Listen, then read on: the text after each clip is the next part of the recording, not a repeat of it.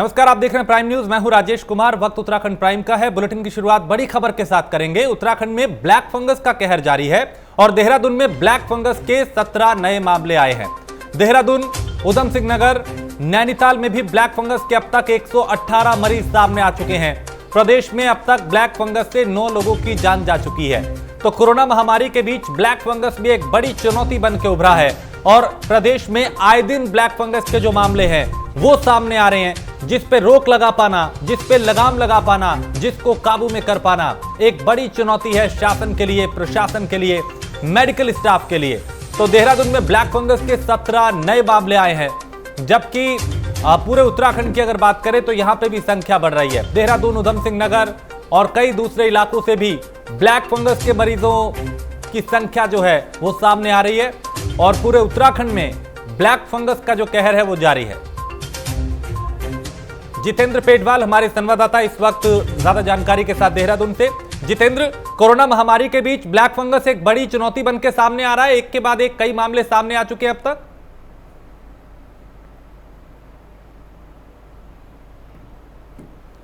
जितेंद्र, आप सुन पा रहे हैं मुझे? जितेंद्र तक मेरी आवाज नहीं पहुंच पा रही, फिर कोशिश करेंगे उनसे संपर्क हो और वो विस्तार से बताएं कि मौजूदा वक्त में हालात क्या हैं, किस तरीके से उससे निपटा जा रहा है, ब्लैक फंगस कितनी बड़ी चुनौती है, उसको लेके तैयारियां कितनी हैं, प्रशासन कितना तैयार है, मेडिकल स्टाफ कितना तैयार है, शासन कितना तैयार है, अस्पताल कितने अपग्रेड हैं। तमाम ऐसे सवाल हैं जिनका जवाब हम लेंगे। तो देहरादून में ब्लैक फंगस के 17 नए मामले आए हैं, जबकि उधम सिंह नगर, नैनीताल में भी ब्लैक फंगस के अब तक कई मामले सामने आ चुके हैं। तो प्रदेश में अब तक ब्लैक फंगस के कारण 9 लोगों की मौत भी हो चुकी है।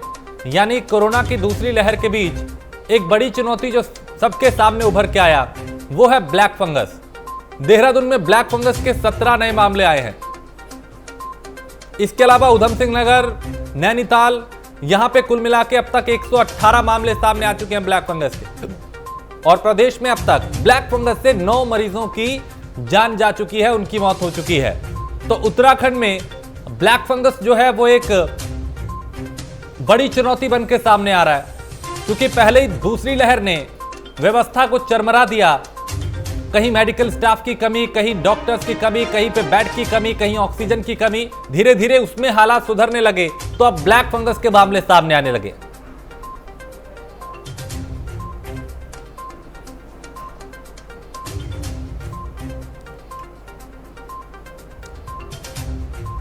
तो देहरादून, उधम सिंह नगर, नैनीताल में ब्लैक फंगस के अब तक 118 मामले सामने आ चुके हैं। अब तक 9 लोगों की प्रदेश में ब्लैक फंगस के चलते जान जा चुकी है और धीरे धीरे संख्या जो है ब्लैक फंगस के मामलों की वो बढ़ती जा रही है। अकेले देहरादून में ही 17 नए मामले आए हैं। जितेंद्र हमारे साथ एक बार फिर जुड़े हैं। जितेंद्र, अगर आप मुझे सुन पा रहे हैं तो आपसे समझना चाहेंगे कि कोरोना की इस दूसरी लहर के बीच में ब्लैक फंगस भी एक बड़ी चुनौती बन के सामने आ रहा है। जी, उत्तराखंड में स्थितियाँ आजकल दिनों दिन बहुत खराब होती जा रही है। पहले तो लोग कोरोना के कहर से परेशान थे, लेकिन एक बार फिर जो है ब्लैक फंगस ने अपनी जो दस्तक दे दी है और लगातार उसका जो संक्रमण है वो बढ़ता ही जा रहा है। तो ऐसे में दोहरी जो मार है वो लोगों को पड़ रही है। जो कोरोना के मरीज हैं उनको भी जो है ब्लैक फंगस का शिकार होना पड़ रहा है और बड़ी विकट स्थिति आगे उत्पन्न होने जा रही है, क्योंकि इसका जो संक्रमण है वो बहुत तेजी से बढ़ रहा है। डेथ का जो रेशियो है उसका भी अगर प्रतिशत निकालें तो ब्लैक फंगस का जो रेशियो है डेथ का वो कोरोना से ज्यादा है। तो ऐसे में कहा जा सकता है कि ये बड़ी चुनौती सरकार के लिए भी अब बन चुकी है कि कोरोना के साथ साथ अब ब्लैक फंगस को भी नियंत्रित करना है और उसकी भी व्यवस्थाएं जुटानी है। तो ये बहुत बड़ा जो दिक्कतों का सामना है वो भी अब विभागीय कर्मचारियों को हों, चाहे डॉक्टर्स को हों, चाहे शासन प्रशासन से जुड़े हुए लोग हों, सबको करना पड़ेगा। जी चलिए जितेंद्र, आप मेरे साथ बने रहिए, कुछ और खबरों पे आपसे अपडेट लेंगे। फिलहाल शुक्रिया। तो ब्लैक फंगस इस वक्त एक बड़ी चुनौती बन के सामने आ रहा है। अगली खबर, चूंकि उत्तराखंड ऊर्जा विभाग में एक कर्मचारी में जो आक्रोश है एक बार फिर वो भड़का है और प्रबंधन पर उपेक्षा का आरोप लगाया गया है। कर्मचारी संगठनों ने हड़ताल का ऐलान किया है और 28 मई से हड़ताल पर जाएंगे कर्मचारी। तो विद्युत अधिकारी कर्मचारी संयुक्त संघर्ष मोर्चा के संगठनों ने इस बात का ऐलान किया है। उत्तराखंड से इस वक्त एक और बड़ी खबर, जहां 28 मई से हड़ताल पर जाएंगे ये कर्मचारी और ऊर्जा विभाग में एक बार फिर कर्मचारियों में आक्रोश भड़क उठा है। जितेंद्र, इस बार क्या वजह रही? जो विद्युत विभाग के कर्मचारी हैं, ऊर्जा विभाग के कर्मचारी हैं, उनमें गुस्सा देखा जा रहा है, वो हड़ताल पे फिर जा रहे हैं। जी देखिए, बहुत लंबे समय से ये कर्मचारी अपनी विभिन्न मांगों को लेकर समय समय पर आंदोलनरत रहे हैं, लेकिन सरकार के आश्वासनों के बाद ये लोग अपना जो आक्रोश है उसको थोड़ा सा कम कर लेते हैं। अभी कोरोना काल चल रहा है और स्थितियां काफी विकट हैं, लेकिन इन सब के बीच में अगर ऊर्जा जैसे महत्वपूर्ण विभाग के कर्मचारी हड़ताल पर जाते हैं तो बहुत दिक्कतों का सामना आम सरकार को भी करना पड़ सकता है, क्योंकि जो आपूर्ति है वो इससे बाधित होगी और विद्युत आपूर्ति बाधित होने से सारी व्यवस्थाएं चरमरा जाती हैं, चाहे वो अस्पताल हों, चाहे निजी किसी के भवन हो या मार्केट हो या कहीं भी विद्युत विभाग एक महत्वपूर्ण भूमिका उसमें अपनी अदा करता है। और ऐसे में अगर ये हड़ताल पर जाते हैं तो व्यवस्थाएं चरमरानी स्वाभाविक है। कई समय से ये लोग अपनी विभिन्न मांगों को सरकार के समक्ष रखते रहे हैं, लेकिन इन्होंने साफ तौर पे आरोप लगाया है कि प्रबंधन जो है उनकी उपेक्षा कर रहा है और इसीलिए इन्होंने कोरोना महामारी के बीच जो है हड़ताल पर जाने का निर्णय लिया है। जी, यानी आने वाले वक्त में और मुश्किलें बढ़ सकती हैं यहाँ पे, क्योंकि एक तरफ तो पहले से ही कई दिक्कतें हैं, कई चुनौतियां हैं। अब जो बिजली विभाग के कर्मचारी हैं वो भी यहाँ पे परेशानी बढ़ा सकते हैं। जितेंद्र, आप मेरे साथ बने रहिए, कुछ और खबरों पे आपसे अपडेट लेंगे। फिलहाल शुक्रिया। तो बिजली विभाग के जो कर्मचारी हैं वो एक बार फिर यहाँ पे उन्होंने हड़ताल का ऐलान किया है। और उत्तराखंड में कोरोना संक्रमण को लेकर आम और गरीब आदमी का हाल बेहाल है। राशन कार्ड धारकों की मदद करने को लेकर सरकार द्वारा राशन कार्ड धारकों को फ्री खाद्यान्न दिया जा रहा है, लेकिन उपभोक्ता खाद्यान्न की गुणवत्ता को लेकर सवाल उठा रहे हैं। उनका कहना है कि खाद्यान्न की गुणवत्ता बहुत खराब है, चावल में चावल कम पत्थर ज्यादा है, गेहूं की गुणवत्ता भी खास अच्छी नहीं है। मसूरी में सरकारी सस्ते गल्ले की दुकानों से गरीबों को मिलने वाले फ्री राशन की गुणवत्ता बेहद खराब है। तो चावल में कंकड़ पत्थर है और जो गुणवत्ता होनी चाहिए वो यहाँ पे नहीं है। खाई नहीं जा रही है, ये बिल्कुल भी अच्छी नहीं है। चिड़िया भी नहीं खा पा रही है। मैं उनको दान देती हूँ, मेरे घर में राशन नहीं आता है, मैं उनको दे देती हूँ, वो भी नहीं खा पा रहे हैं। यानी कि बहुत ही बेकार क्वालिटी का, बिल्कुल बेकार का। तो क्या मांग करेंगे सरकार से? मैं चाहती हूँ इसे बिल्कुल बहुत अच्छे चावल दिए जाए सरकारी गले से, जो खाने लायक हो। इससे स्वास्थ्य खराब भी हो रहा है। देखो, अब इसे खा के पेट में दर्द भी हो रहा है, क्योंकि इसमें पत्थर बहुत ज्यादा है। ये खाने लायक बिल्कुल भी नहीं है। क्वालिटी भी बहुत खराब, लो क्वालिटी है, बहुत लो। तो सरकार से क्या मांग करेंगे? इसमें चावल अच्छे दिए जाए और खाने लायक हो, और या तो फिर देना है तो टंका दो, वरना फिर देके कोई फायदा नहीं। सुनील सोलकर हमारे संवाददाता इस पे ज्यादा जानकारी के साथ है। सुनील, इतनी घटिया गुणवत्ता का ये राशन दिया जा रहा है, क्या बात है? कोई जांच करने वाला नहीं है क्या? कोई अधिकारी नहीं देख रहा? किसकी वजह से ऐसा हो रहा है? जी देखिए, जिस तरीके से यहाँ पर सरकार द्वारा कोरोना काल में राशन कार्ड धारकों को एक फ्री राशन देने की स्कीम यहाँ पर दी गई, परंतु जो राशन दिया जा रहा है बहुत ही घटिया क्वालिटी का है। जब हमने ग्राउंड जीरो पे इसकी रिपोर्टिंग करी तो जो चावल के कट्टे हैं उसमें तमाम भर के पत्थर और कंकड़ इसमें हमने देखे, और इसको लेकर हमने उच्च अधिकारियों से भी बात करी तो उनका ये कहना है कि ये पूरा लॉट है, ये कहीं ना कहीं खराब आ गया होगा। परंतु जब हमने राशन डीलरों से बात करी तो उनका ये कहना है कि अक्सर इस तरीके की खामियां देखने को मिलती है, और ऐसे में जो अधिकारी हैं वो इस बात को कहते हैं कि अगर आप पे खराब राशन आ गया है तो आप वापस करिए और उसके बदले में दूसरा ले जाइए। सवाल उठता है कि आखिर खराब राशन आ कहां से रहा है, कहाँ पीछे से बंदरबाट हो रही है। तो एक बहुत बड़ा कह सकते हैं कि पूरा सरगना इसके पीछे काम कर रहा है, जिसमें पत्थर कंकड़ तमाम भर के चावलों में मिलाए जा रहे हैं। और जब हमने इसकी पड़ताल करना शुरू करी तो अधिकारी जवाब नहीं दे पा रहे हैं। उनका ये कहना है कि कोविड कर्फ्यू है, ऐसे में उनके कई जो कर्मचारी हैं वो संक्रमित हैं और हो सकता है कि मिसमैनेजमेंट कहीं से हो गया होगा। परंतु एक बार फिर सवाल उठ रहा है कि आखिरकार जो गरीब और राशन कार्ड धारक है उनको खराब राशन यहाँ पर मिल रहा है, जिसका लगातार लोग विरोध कर रहे हैं। जी, तो ऐसे में क्या जब शिकायत की गई, तस्वीरें सामने आई कि इस तरह की गुणवत्ता है चावल की, गेहूं की, तो क्या इस पर संज्ञान लिया गया है? कोई जांच की जा रही है कि आखिर कैसे ये गड़बड़ हुई है, कहां घालमेल हुआ है? में एसडीएम मसूरी से बात करी, उन्होंने कहा कि इस पूरे मामले की जांच कराई जा रही है और फिलहाल उन्होंने सारे राशन डीलर को ये निर्देश दिए हैं कि अगर इस तरीके का राशन उनके पास आ रखा तो उसको उपभोक्ता को ना दिया जाए, वापस उसको गोदाम में भेजा जाए। और इसको लेकर वो अधिकारियों जो खासकर वितरण अधिकारी हैं उनको भी जवाब तलब कर रहे हैं कि आखिरकार ये राशन कहाँ से आ रहा है और इस तरीके का जो पूरा घोटाला भी कह सकते हैं कि राशन में पत्थर कैसे मिलाए जा रहे हैं, ये अपने आप में बड़ा सवाल है। चलिए, बहुत शुक्रिया सुनील जानकारी के लिए। तो जो राशन दिया जा रहा है गरीबों को, जरूरतमंदों को, उसकी गुणवत्ता क्या है वो हमने आपको दिखाई। आगे बढ़ते हैं। रुड़की में ऑक्सीजन प्लांट को बंद कर दिया गया है। दरअसल मंगलोर विधायक काजी निजामुद्दीन ने कहा है कि हाल ही में कोरोना के बढ़ते ग्राफ को देखते हुए अपने निजी संसाधनों से जिलाधिकारी और सीएम और हरिद्वार के सलाह से मंगलोर में ऑक्सीजन प्लांट की स्थापना की गई थी, जिसमें ऑक्सीजन की जरूरत वाले मरीजों को ऑक्सीजन देने का काम किया जाता था। इस कठिन समय में विधायक के साथ बहुत से लोग मदद के लिए सामने भी आए। आज उन्होंने ऑक्सीजन के मरीजों में कमी देखने पर ऑक्सीजन प्लांट को बंद कर दिया। विधायक का कहना है कि अगर इस तरह की जरूरत दोबारा पड़ती है तो वो इसे एक बार फिर शुरू कर सकते हैं।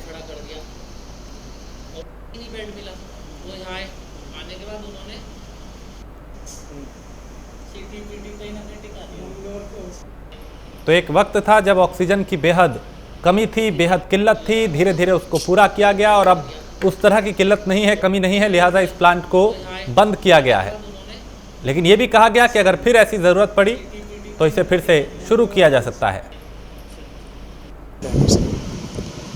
जब ऑक्सीजन की बहुत ज़्यादा कमी हुई और ऐसा लग रहा था कि कब किसी रुड़की का हॉस्पिटल हो, मंगलौर का हॉस्पिटल हो या आसपास के हॉस्पिटल हो, वहाँ पर ऑक्सीजन के बेड्स किसी भी तरह से अवेलेबल नहीं थे और बिना ऑक्सीजन के लोगों की जाने का खतरा लगातार बना हुआ था। और बहुत सी खबरें ऐसी आईं कि ऑक्सीजन टाइम से न मिलने की वजह से बहुत सारे मरीजों की मौत हुई।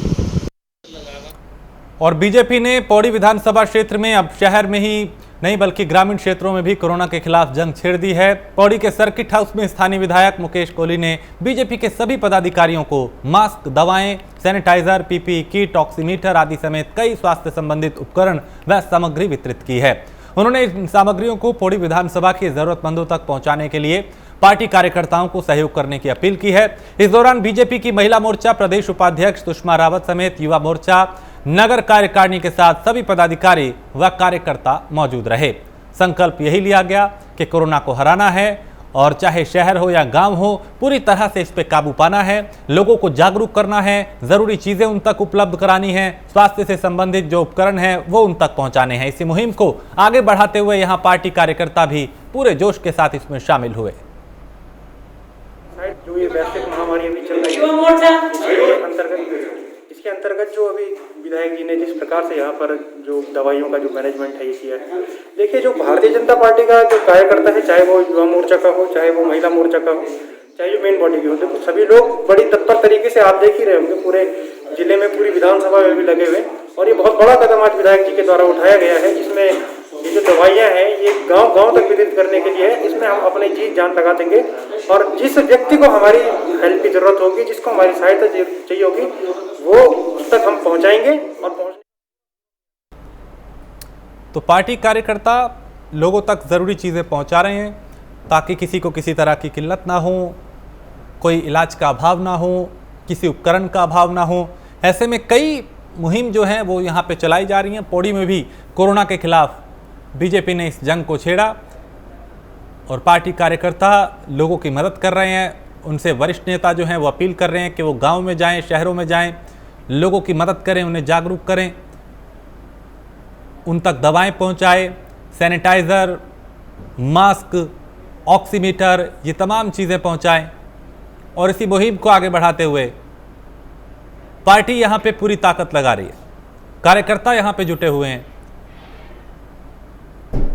तो कोरोना के खिलाफ चूंकि इस मुश्किल वक्त में ज़रूरत है सबको एकजुट होने की, चाहे सत्ता पक्ष हो, विपक्ष हो। और उत्तराखंड में चूंकि भारतीय जनता पार्टी की ही सरकार है और बीजेपी के ही कार्यकर्ता यहाँ पे ज़मीन पे उतर के अब मदद करने की तैयारी में जुटे हैं।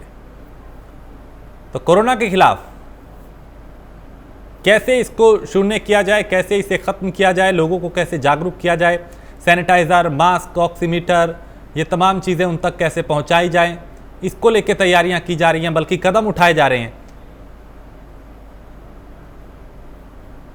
तो पौड़ी से एक खबर जहां पे पार्टी कार्यकर्ता लोगों की मदद कर रहे हैं, उन्हें जागरूक कर रहे हैं, उन्हें सावधान कर रहे हैं, उन तक सैनिटाइज़र, मास्क और ज़रूरी चीज़ें जो हैं वो उन तक पहुंचा रहे हैं ताकि कोरोना के खिलाफ इस जंग में जीत मिल पाए।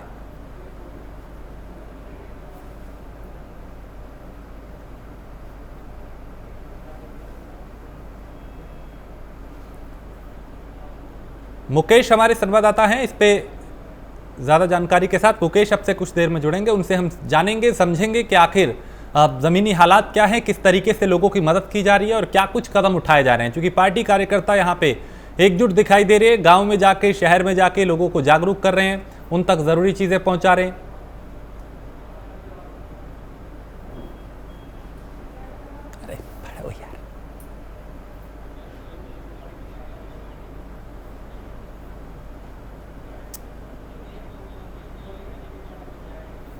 तो हमारे साथ इस वक्त मुकेश कोहली जी जुड़े हैं, जो कि भारतीय जनता पार्टी के विधायक हैं, उनसे बात करते हैं। मुकेश जी, क्या तैयारियां हैं आपकी कोरोना के खिलाफ? चूंकि आप पार्टी कार्यकर्ताओं को भी कई तरह के निर्देश दे रहे हैं ताकि कोरोना को काबू किया जाए, क्या कुछ किया जा रहा है?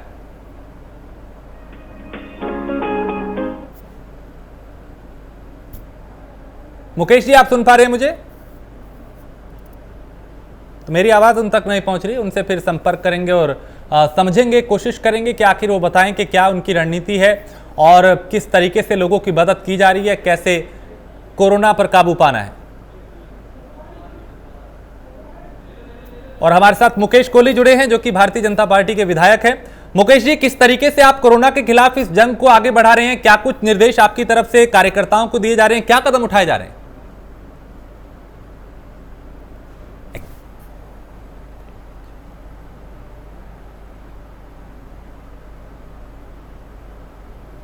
तो मुकेश जी हमारे साथ अभी शायद जुड़े नहीं हैं, उन तक आवाज़ नहीं पहुंच रही, लेकिन कुछ पलों में वो हमारे साथ जुड़ेंगे और हम उनसे समझेंगे कि किस तरीके से कदम उठाए जा रहे हैं, क्या कुछ रणनीति पार्टी ने बनाई है और क्या किया। मुकेश जी, आप मुझे सुन पा रहे हैं क्या?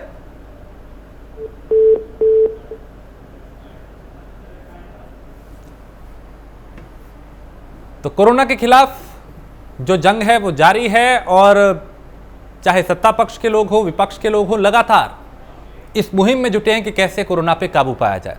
लालकुआं नगर पंचायत में ठेका सफाई कर्मियों ने सफाई व्यवस्था का काम बंद कर दिया है, जिससे सफाई व्यवस्था चरमरा गई है। बता दें कि कोरोना काल में दवा और नियम पालन करने के साथ साथ सफाई व्यवस्था भी बहुत जरूरी है, लेकिन सफाई कर्मचारियों के काम बंद करने से कई बीमारियों को न्योता देने का काम होगा। दरअसल मानदेय एरियर न देने का आरोप लगाते हुए इन्होंने काम का बहिष्कार किया है।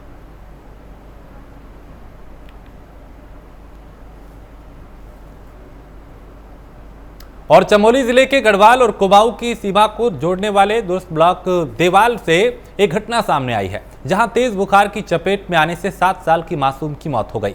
बताया जा रहा है कि बच्ची को पिछले 2-3 दिन से बुखार आ रहा था, लेकिन सोमवार को जब बच्ची की तबीयत ज्यादा बिगड़ने लगी तो परिजनों ने मासूम को देवाल स्थित प्राथमिक स्वास्थ्य केंद्र में भर्ती कराया, जहां डॉक्टर ने बच्ची को मृत घोषित कर दिया।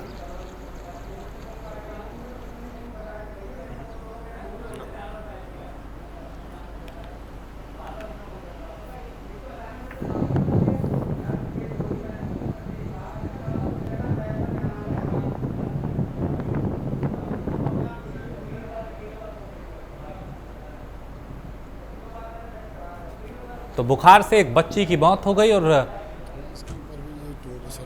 2-3 दिन से बच्ची। पहले मेरे पास गांव से नरेंद्र सिंह जो बच्ची के पिताजी हैं, उनका फोन आया। उनके द्वारा अवगत कराया गया कि उनकी 7 साल की बालिका एक रहस्यमय तरीके से बुखार समथिंग बताया जा रहा था उससे उसकी मृत्यु हो गई है। बच्ची को जब लाया गया देवाल पीएससी में, तो पीएससी देवाल में ही वो ब्रॉड डेथ थी। और उसके बाद उसके जो भाई बहन हैं बच्ची के, 2 भाई बहनों को यहाँ सीएससी थराली में लाया गया। वहाँ पे अभी मेरी डॉक्टर से बात हुई, तो डॉक्टर के द्वारा अवगत कराया गया कि उनको फीवर और लूज मोशन था और उनका रैपिड एंटीजन टेस्ट करवाया गया, उसमें वो नेगेटिव पाई गई है। सर तबीयत खराब थी और आज सुबह 7 बजे के आसपास उसकी डेथ हो गई। सर काफ़ी छोटी सी बच्ची थी, 7 साल की लड़की थी, छोटी बच्ची। कारण क्या रहेगा पता नहीं क्या रहा, अब जांच के बाद ही पता चलेगा कि क्या कोई मेडिकल टीम उसके बाद गांव में आई? हाँ, उसका जैसे लड़की ख़त्म होने के बाद मैंने ब्लॉक प्रमुख जी को फ़ोन किया और एसडीएम साहब को फ़ोन किया। उन्होंने तुरंत गांव में मेडिकल टीम टेस्टिंग के लिए भेजा। सर अब वो टेस्टिंग के बारे में पता लग पाएगा? वो टेस्टिंग के बारे में, हाँ सर, वो तो टेस्टिंग के बारे में ही पता चलेगा, कि रिपोर्ट आने पर ही पता चलेगा सर। और बॉलीवुड डांसर और कोरियोग्राफर राघव जुयाल इन दिनों कोरोना से प्रभावित लोगों की मदद में जुटे हैं। वहीं राघव चमोली पहुंचे, जहां उन्होंने कोरोना प्रभावित के लिए राहत किट वितरित की। राघव ने कहा कि हमारी संस्था उत्तराखंड के तमाम इलाकों में चौपर से ऑक्सीजन सिलेंडर, ऑक्सीमीटर, दवाओं समेत तमाम राहत सामान वितरित कर रही है। अभिनेता के साथ पत्रकार उमेश कुमार भी मौजूद रहे।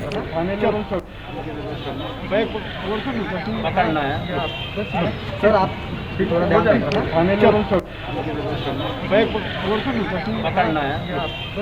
सर आप वो ख़त्म हो गए तो फिर अचानक से जब सब लोगों ने संपर्क किया कि सब खत्म हो गया है, तो फिर ये लगा कि रोड के माध्यम से कई जगह रोड बंद भी हैं, परेशानियां भी और ज़्यादा समय लगता है, तो ये तय किया कि चॉपर से मेन जगह पहुंचा देंगे। अब जैसे आज हमने गोपेश्वर, उसके बाद हम लोग जा रहे हैं अल्मोड़ा, अल्मोड़ा से फिर हम पिथौरागढ़ से बागेश्वर, वहाँ से हम लोग वापस आ जाएंगे। कल हम गढ़वाल के 3 ज़िले करेंगे। तो इस तरीके से सभी जगह जो इस समय आपातकाल में जो दवाइयों की ज़रूरत है, सबसे ज़्यादा ज़रूरत पहाड़ में है ऑक्सीमीटर की, क्योंकि जब तक आपको ये नहीं पता लगेगा कि आपकी हृदय गति कितनी चल रही है, आपका ब्लड में ऑक्सीजन कितना है। देखिए, सबसे पहले तो मैं ये कहूँगा कि मैं कोई ऑर्गेनाइजेशन नहीं हूँ, ना मेरा कोई किसी पॉलिटिकल पार्टी से संबंध है, मैं पॉलिटिकली नहीं कर रहा हूँ। ये मैं लोकल आदमी हूँ, लोकल लड़का हूँ जो लोगों की मदद करना चाहता हूँ। काफ़ी हफ्तों से लगा हूँ, पता नहीं आपको पता होगा नहीं होगा, न्यूज़ में है क्या है, मगर काफ़ी हफ्तों से लगा हूँ, काफ़ी सिलेंडर्स पहुँचाने में लगा हूँ यहाँ पर। और दूसरी चीज़ ये अच्छी है कि सब लोकल लोग साथ दे रहे हैं, पब्लिक सब साथ आ गई है, एक साथ होकर हम लोग इस लड़ाई को लड़ रहे हैं। एक PHC हमने पौड़ी में सेटअप किया, और फिर बाकी के हमने PHC बागेश्वर और चंपावत भेजे हैं। बागेश्वर, चंपावत, पिथौरागढ़ और हमने उत्तरकाशी अभी सिलेंडर भेजे हैं। रुड़की में कोरोना के मामलों को देखते हुए ब्लॉक में लगातार सभी गांव को सैनिटाइजेशन किया जा रहा है। ब्लॉक स्तर पे गांव में सैनिटाइज करने से कोरोना संक्रमण का खतरा कम होगा। दरअसल कोरोना से बचाव के लिए इस तरह के कदम उठाए जा रहे हैं, गांव का सैनिटाइजेशन किया जा रहा है। वहीं टीम ने आज गांव में पहुंचकर सैनिटाइज किया और लोगों को जागरूक किया और ये बताया कि कोरोना से बचाव के लिए ज़रूरी है कि 2 गज की दूरी, मास्क है ज़रूरी के नियम का पालन करें, क्योंकि ज़रा सी लापरवाही एक बड़े और बुरे परिणाम में तब्दील हो सकती है। लिहाजा जागरूक रहें और अपना बचाव करें। पंचायतों में ग्राम पंचायत स्तर से सैनिटाइजेशन का कार्य निरंतर चल रहा है और जो कंटेनमेंट जोन है उनमें प्रॉपर सैनिटाइजेशन का कार्य चल रहा है। और दरअसल लोगों को ये भी जागरूक किया जा रहा है कि भाई आप लोग मास्क यूज़ करें या दूरी बनाए रखें और साफ़ सफाई का अपना ध्यान रखें, क्योंकि हमारी सावधानियां ही इससे मुक्ति का एक माध्यम बन सकती है। और सितारगंज में पूर्ति विभाग ने मुखबिर की सूचना पर ग्राम मलपुरी के पास से एक गोदाम में छापेमारी कर लगभग 103 कट्टे प्लास्टिक के चावल पकड़े हैं। साथ ही गेहूं और चावल के कट्टों से भरा एक पिकअप गाड़ी को भी पकड़ा है। गोदाम को पूर्ति निरीक्षक ने सील कर दिया है और अब आगे की कार्रवाई की जा रही है। लेकिन कई प्लास्टिक के कट्टों में यहाँ पे चावल थे, गेहूं थे, लिहाजा अब ये पता लगाया जा रहा है कि आखिर ये यहाँ कैसे पहुंचे। अब जांच की जा रही है, कानूनी कार्रवाई की जा रही है। प्राप्त हुई थी कि यहाँ पर ये खाद्यान्न डंप किया जा रहा है, उसके सापेक्ष में यहाँ पर एसआई साहब और पूर्ति विभाग की ओर से मौके पर पहुँच करके ताला खुलवाया गया। ताला खुलने के बाद अंदर जो कट्टे हैं उनका निरीक्षण किया गया। उसके लिए टेक्निकल जो एक्सपर्ट हैं हमारे मार्केटिंग ऑफिसर, उनके द्वारा देखा गया कि सभी जो कट्टे हैं वो प्लास्टिक के कट्टे हैं। इसमें से कोई भी कट्टा उत्तराखंड का नहीं पाया गया है।